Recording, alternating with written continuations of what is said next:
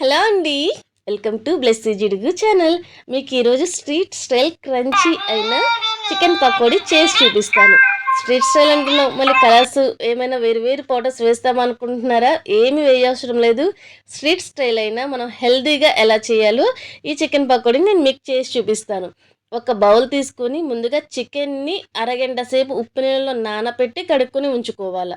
మనం చికెన్ తెచ్చుకునేటప్పుడే పకోడీ కోసం అంటే ఇలా చిన్న చిన్న ముక్కలుగా కొట్టిస్తాడు చికెన్ షాప్ వాడు. అలా కడిగేసుకున్న చికెన్లో 1 టేబుల్ స్పూన్ ధనియాల పొడి, ఒక హాఫ్ టేబుల్ స్పూన్ జీలకర్ర పొడి, కొంచెం పసుపు, 1 టేబుల్ స్పూన్ నిండా కారం, కొంచెం ఎక్కువ వేసుకోండి. కలర్ మనం వేయట్లేదు కాబట్టి, మన ఇంట్లో కారం కొంచెం కారం తక్కువ ఉంటుంది కాబట్టి కొద్దిగా కారం ఎక్కువ. 1 టేబుల్ స్పూన్ నిండా అల్లం చిల్లి పేస్ట్, 1 టేబుల్ స్పూన్ కార్న్‌ఫ్లోర్. ఇది కార్న్‌ఫ్లోర్ వేశాను ఇక్కడ. కార్న్‌ఫ్లోర్ మాత్రమే వేస్తున్నాను. తర్వాత మైదా వేస్తారు కొంతమంది, కొంతమంది శనగపిండి వేస్తారు, బియ్యపిండి వేస్తారు. అవన్నీ వేస్తే ఎక్కువ క్రంచీనెస్ వస్తుంది కానీ అంత చికెన్ ఫ్లేవర్ తెలీదనమాట. ఎక్కువ క్రంచీనెతనంతోనే ఉంటది. ఇయన్నీ వేసుకొని కలిపిన తర్వాత మన రుచికి తగినంత సాల్ట్.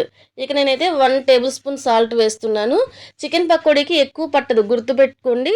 మనం కర్రీకి వేసేదానికన్నా కొంచెం తక్కువగానే వేసుకోవాలి చికెన్ పకోడీకి. ఇలా వేసేసి మొత్తాన్ని కలిపేసి ఒక నిమ్మకాయ బద్ద కాదు, నిమ్మకాయ మొత్తాన్ని పిండాలి. అప్పుడు మంచి టేస్ట్ ఉంటుంది. ఈ మసాలాలన్నీ కూడా పడతాయి. వీటన్నిటిని ఒక్కొక్కటిగా వేసి నేను కలుపుతూ ఉన్నాను చూడండి.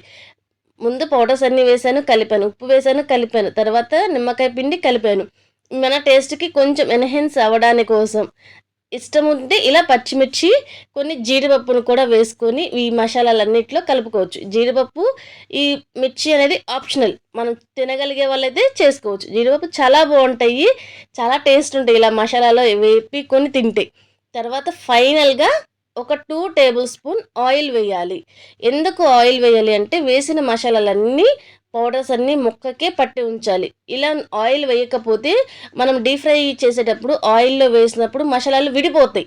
అందుకని విడిపోకుండా మసాలాలన్నీ ముక్కకి పట్టేటట్టు ఉండడానికి ఇలా చేయాలి.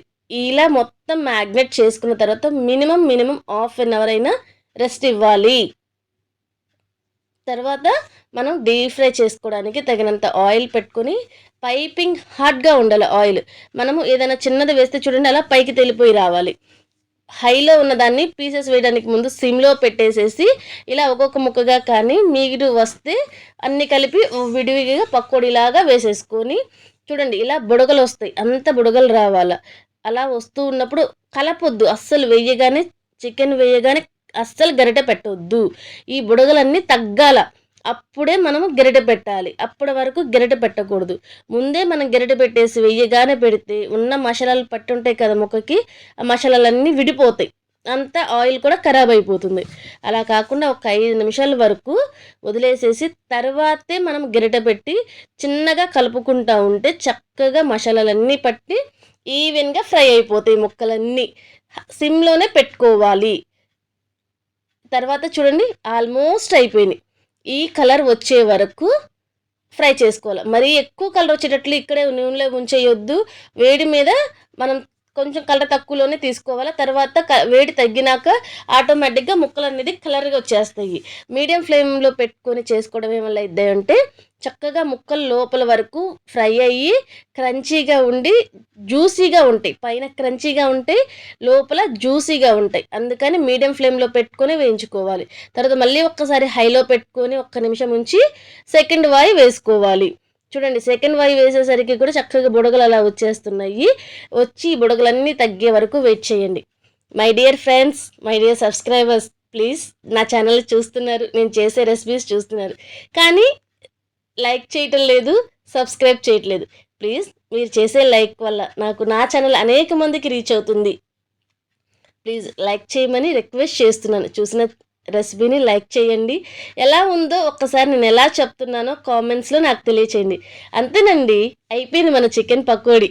ఈ వెదర్ చాలా బాగుంది ఇప్పుడు. కూల్ క్లైమేట్‌కి చక్కగా తినడానికి, లేకపోతే సాంబార్ ఏదైనా చట్నీస్ చేసుకున్నప్పుడు సైడ్ డిష్‌గా చాలా బాగుంటుంది. ట్రై చేయండి. ఇలాంటి మంచి మంచి రెసిపీస్ కోసం చూస్తూనే ఉండండి నా ఛానల్.